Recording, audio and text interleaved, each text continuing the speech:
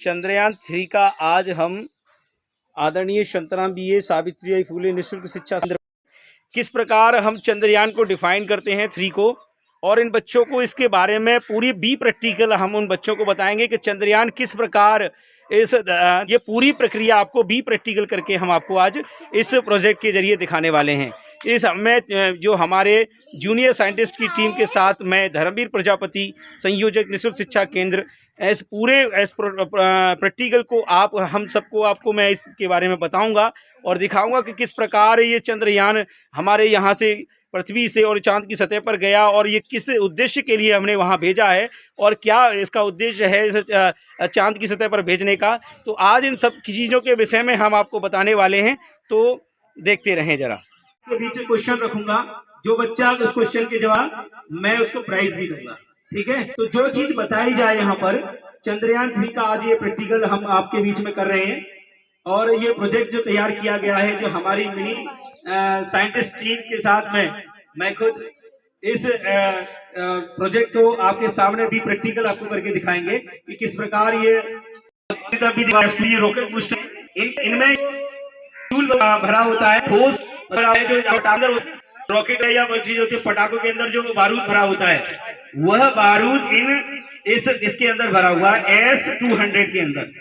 ये दो मिसाइलें हैं, इस साइड में है और एक इस साइड में है। रॉकेट बूस्टर इनके अंदर क्या भरा है, ठोस ईंधन कहते हैं, ठोस ईंधन, ठीक है। इसके बाद में ये जो हमारे भी चाहिए L1 है, जो फ्यूल भरा है, जो तरल पदार्थ है, जैसे पेट्रोल डीजल होता है ना, इसी तरह से इसमें भरा हुआ है। इसके बाद पहले चरण में आपका रॉकेट बूस्टर उड़ेगा, जो हेल्प करेगा यहाँ से अंतरिक्ष की तरफ जाने में। इसके कुछ ही समय बाद ये रॉकेट बूस्टर इसमें से अलग हो जाएंगे, दोनों, ये भी अलग हो जाएगा, ये भी अलग हो जाएगा। फिर उसके बाद में ये इंजन स्टार्ट हो जाएगा आपका L110 का। किसका स्टार्ट हो जाएगा? L110। तो ये मालूम होगा कि ये जो मिसाइल बनाई थी वो कौन सी कंपनी ने बनाई थी? इसरो ने। किसने बनाई थी? इसरो ने डिजाइन किया था, इसको इसरो ने बनाया था। और जब हमारे ये दोनों रॉकेट बूस्टर अलग हो जाएंगे कुछ दूरी पर जाने के बाद में, फिर इसका इंजन स्टार्ट हो जाएगा L110 का। अच्छा, L110 में कौन सा ईंधन भरा हुआ है? लिक्विड फॉर्म में। इस फॉर्म में भरा हुआ है, लिक्विड फॉर्म में, जैसे पेट्रोल डीजल होता है, इसी तरह से इसमें भरा हुआ है।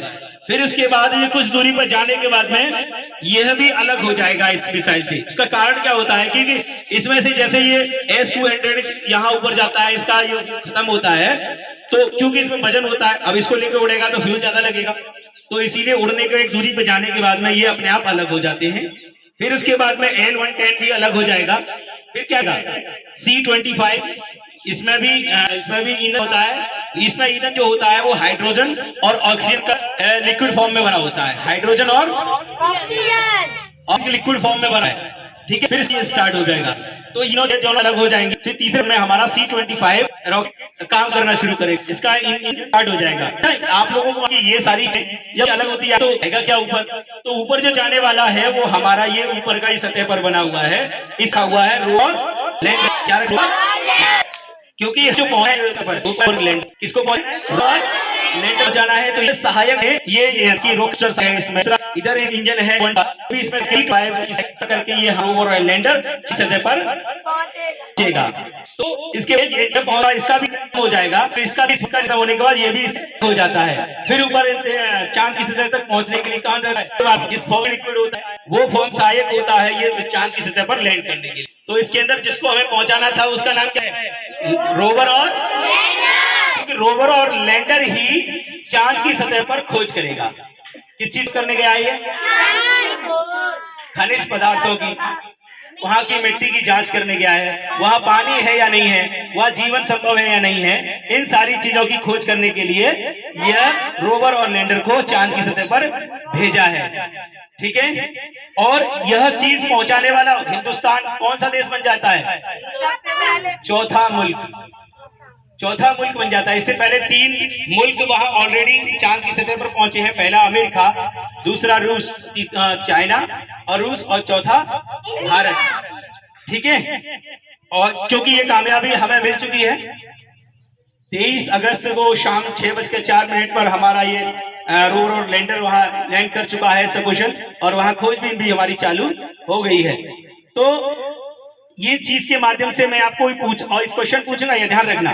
वो सारी चीजें बताई मैंने। ये बताया कि 2 मिसाइल लगी हुई है। सबसे पहले रॉकेट बूस्टर लगा है जिसका नाम क्या है, S-200। क्या नाम है? इसके अंदर जो ईंधन भरा है वो कैसा है, ठोस। कैसा ईंधन है? ठोस ईंधन है। वो किस फॉर्म में होता है, बारूद की फॉर्म में। कैसा? बारूद की फॉर्म, जो उसमें लगाते हैं, पटाखों वगैरह में लगाते हैं। दूसरा हमारा इंजन है हमारा L-110। कौन सा है? L-110 है, जो कि इनके अलग होने के बाद में दूसरे चरण में L-110 इंजन चालू होगा। और उसके बाद यह भी एक दूरी पर जाने के बाद में फिर दूसरा चालू होगा, तीसरा चालू होगा C-25। कौन सा? अच्छा, इसमें ईंधन कौन सा भरा हुआ है? हाइड्रोजन और ऑक्सीजन। कौन सा? हाइड्रोजन और ऑक्सीजन। और हाइड्रोजन ऑक्सीजन वो लिक्विड फॉर्म में। कैसी फॉर्म में? लिक्विड फॉर्म में। इसके बाद हमारा जो चौथा चरण होगा वो रोवर और लैंडर का होगा, जो चांद की सतह पर लैंड करेगा। अभी मैं आपको दिखाता हूं कि ये जो आपको दिख रहा है, पिक्चर्स दिख रही है इसमें, ये हमारा है लैंडर। क्या है ये? लैंडर है। क्या ये? अच्छा, इसका क्या नाम दिया गया है? विक्रम। क्या दिया है? विक्रम नाम दिया है इसका। और ये तो हमारा क्या हो गया, लैंडर।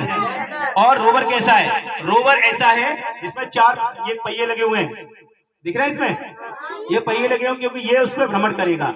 ये लैंड करने के लिए है लैंडर। वहां पर इजीली किस तरह से लैंड किया इसने, वहां जाकर के उसे ड्रिल करके यहाँ की जमीन की तापमान को चेक किया है और भी चीजों की एक्टिविटीज चेक कर रहा है।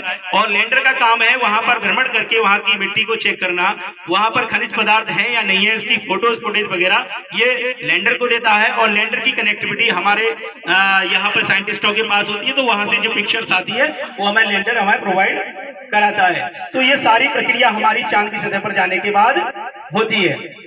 तो अभी मैंने ये सारी चीजें आपको थ्योरी बताई, अभी भी प्रैक्टिकल आपको मैं करके दिखाऊंगा कि किस प्रकार ये चांद की सतह पर जाने वाला है। और आपने देखा है कि चांद कैसा होता है, दूर से तो सभी ने देखा चांद कैसा होता है, बहुत चमकीला, बहुत सुंदर। चांद की सतह की 2 पार्ट होते हैं, एक पूर्वी ध्रुव, एक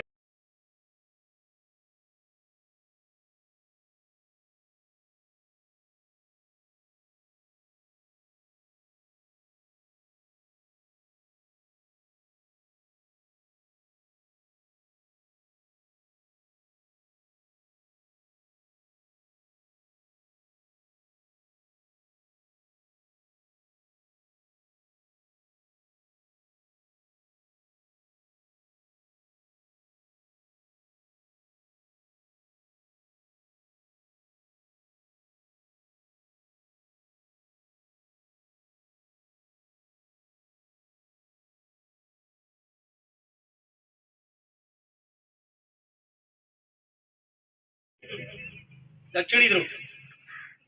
एक मतलब जो दूसरा जो हिस्सा है वो अंधेरे में रहता है, वहां पर सूर्य की रोशनी नहीं पहुंच पाती है। और भारत वो पहला मुल्क बना है। भारत चांद की जो पिक्चर्स है वो इस प्रकार है, वहां से तस्वीरें भी भेजी गई हैं कि किस प्रकार चांद दिखाई देता है।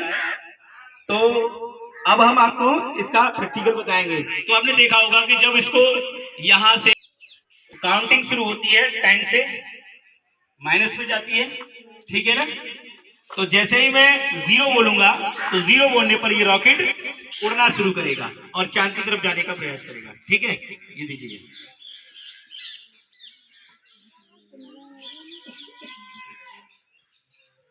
10, 9, 8, 7, 6, 5, 4, 3, 2, 1, 0। अब ये धीरे धीरे ऊपर की तरफ जा रहा है। तो इसमें क्या होगा, जो हमारे बूस्टर रॉकेट लगे हुए हैं ये एक दूरी पर जाकर के क्या होंगे, हट जाएंगे। ये खत्म होने के बाद फ्यूल और ये हट गए। अब हमारा कौन सा इंजन चालू हो गया, L-110। कौन सा, L-110 इंजन चालू हुआ है। अब L-110 इंजन आगे की तरफ लेके जाएगा इसको। अब L-110 इंजन का ईंधन खत्म हो जाएगा तो क्या करेगा, ये चंद्रयान 3 उसको भी अलग कर लेगा अपने आप से। तो ये भी इससे अलग हो गया। अब क्या आंसर स्टार्ट हो गया इंजन C-25। अब C-25 स्टार्ट हो गया है। C-25 की इंजन एक दूरी तक जाएगा और इसे जाने के बाद में ये भी इस रॉकेट से अलग हो जाएगा। ठीक है, अब ये भी अलग हो गया। ऊपर कौन गया? रोवर और लैंडर गया जो। अब ये मेथड इसमें होता है, इसका जो कवर होता है वो भी अलग हो जाता है और उसके बाद क्या रह जाता है इसमें? ये वाली पिक्चर रह जाती है। ये पिक्चर है लैंडर की। ये पिक्चर किसकी है? लैंडर की पिक्चर है। ये ऊपर तक जाती है चांद की सतह तक और ये चांद पर पहुंचेगी। चांद पर पहुंचने के बाद इसमें से इस गेट खुलेगा और ये निकलेगा। क्या निकलेगा इसमें से? रोवर निकलेगा। और रोवर निकलने के बाद में यह क्या करेगा? वहां की खोज करेगा। ठीक है, तो इस तरह से हमारा जो यहाँ से लॉन्च किया गया था चंद्रयान 3, इस तरह वो सफल हुआ। ठीक है, अब मैं आप लोगों से क्वेश्चन करता हूँ।